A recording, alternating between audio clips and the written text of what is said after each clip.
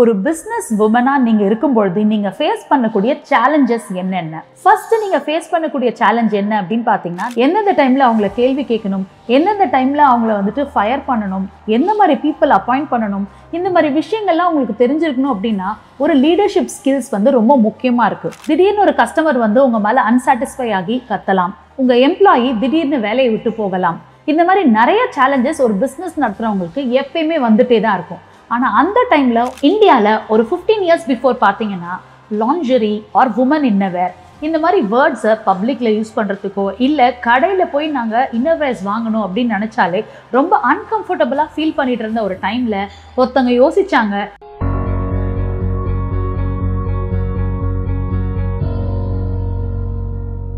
இன்னைக்கு நம்ம ஒரு இன்ட்ரெஸ்டிங்கான வீடியோ பற்றி டிஸ்கஸ் பண்ண போகிறோம். டாபிக் என்னன்னு பார்த்தீங்கன்னா, necessary qualities of women entrepreneurs. Business வேர்ல்டில் எடுத்துக்கிட்டீங்க அப்படின்னா ஆண்களோட ஆதிக்கம் தான் எப்பயுமே ஜாஸ்தியாக இருக்குது. அந்த இடத்துல ஒரு பெண்ணா சக்ஸஸ்ஃபுல்லாக நீங்கள் பிஸ்னஸை நடத்தணும்னா உங்ககிட்ட என்னென்ன குவாலிட்டிஸ் இருக்கணும் அப்படின்றத பற்றி தான் டிஸ்கஸ் பண்ண போகிறோம். அது மட்டும் இல்லாமல் ஒரு சக்ஸஸ்ஃபுல் பிஸ்னஸ் உமன் ஆண்டர்பிரனியூரோட ஸ்டோரியை பற்றியும் அதில் இருக்கக்கூடிய லைஃப் லெசன்ஸ் பற்றியும் உங்ககிட்ட ஷேர் பண்ண போகிறேன். நான் ரோஹினி ஸ்ரீ, உங்கள் intellectual property lawyer.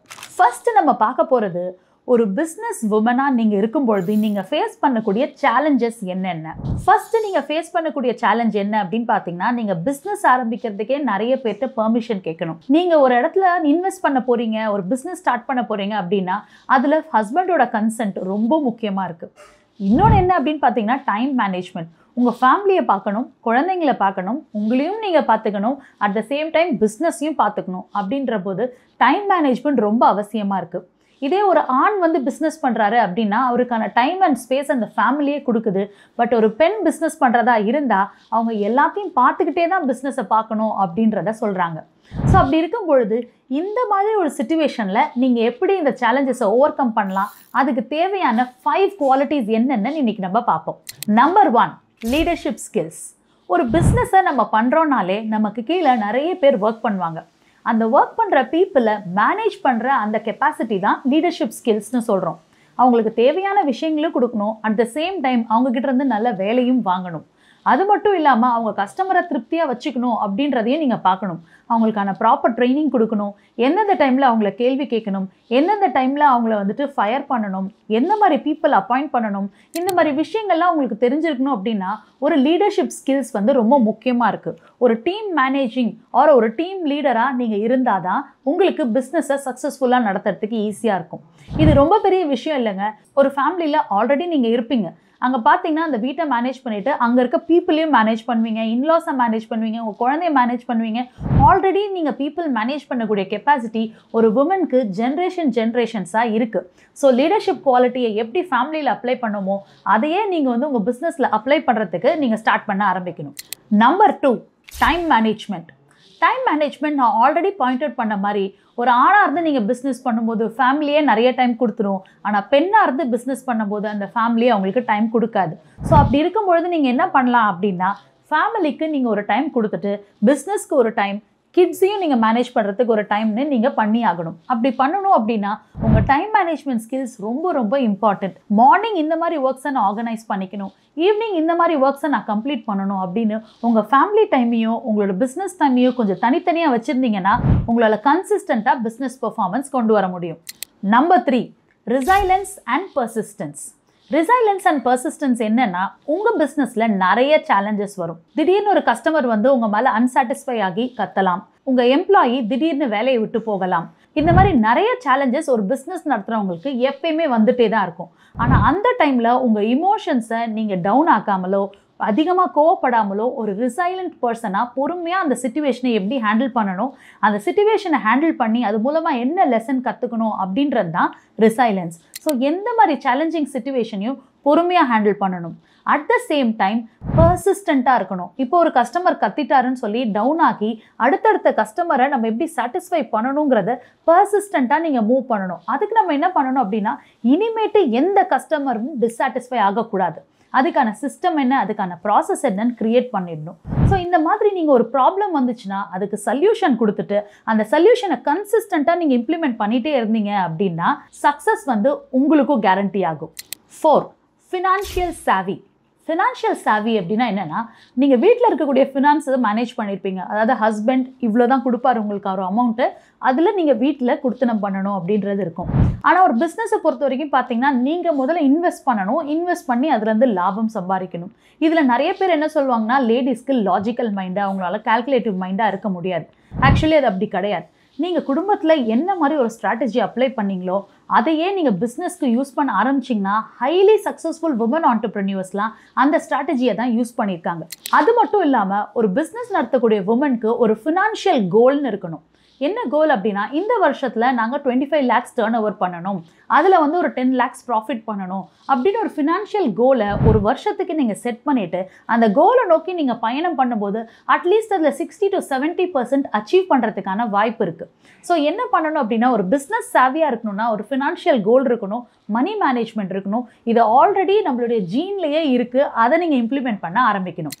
Number 5, emotional intelligence. உமன்னாவே ரொம்ப கைண்டானவங்க, ஈஸியாக ஏமாத்திடலாம் அப்படின்றது நிறைய பேர் வச்சுருக்கக்கூடிய ஒரு ஜட்ஜ்மெண்ட். பட் ஆக்சுவலாக பார்த்தீங்கன்னா, நம்மளோட கைண்ட்னஸே நமக்கு ஒரு மிகப்பெரிய இன்டெலிஜென்ஸாக மாறும். அதுதான் இமோஷ்னல் இன்டெலிஜென்ஸ்.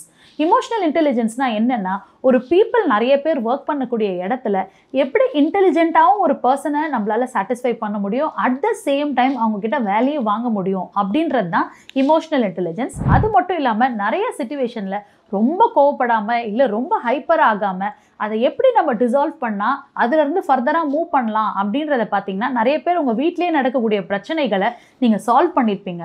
அதுதான் இமோஷ்னல் இன்டெலிஜென்ஸ். இந்த இமோஷ்னல் இன்டெலிஜென்ஸ்ங்கிறது பார்த்தீங்கன்னா மேலுக்கு ரொம்ப மிஸ்ஸிங்கான பாயிண்ட், பட் ஃபீமேலுக்கு ஒரு அட்வான்டேஜியஸான பாயிண்ட். இந்த 5 குவாலிட்டிஸும் உங்ககிட்ட இருக்குது அப்படின்னா, இன்றைக்கே நீங்கள் ஒரு சக்ஸஸ்ஃபுல் பிஸ்னஸ் ஆண்டர்ப்ரெனியூராக ஆகிறதுக்கான எல்லா வாய்ப்புகளும் ஆல்ரெடி நீங்கள் வச்சுருக்கீங்க. இப்போ பார்த்த இந்த 5 குவாலிட்டிஸ் ஆஃப் அ உமன் ஆண்டர்ப்ரெனியூர் ஒருத்தருக்கு இருந்து அவங்க சக்ஸஸ் ஆயிருக்காங்க.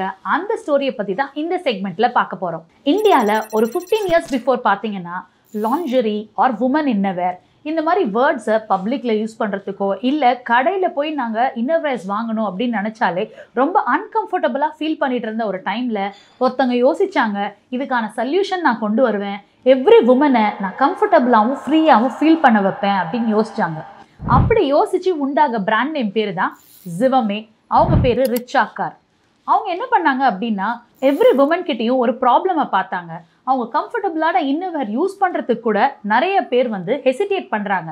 இந்த விஷயத்துக்கு ஒரு சொல்யூஷன் கொண்டு வரணும் அப்படின்ற ஒரு ஸ்ட்ராங்கான முடிவு எடுத்தாங்க. இந்த முடிவுக்கு நிறைய சோஷியல் ஸ்டிக்மாஸ் இருந்தது. யாராவது ஒருத்தர் ஒரு பிஸ்னஸ் பண்ண போகிறேன், அதுலேயும் நான் லாஞ்சரி வேரில் பண்ண போகிறேன் அப்படின்னா ஃபேமிலி டெஃபினட்டாக அவங்கள கொஷின் பண்ணியிருப்பாங்க.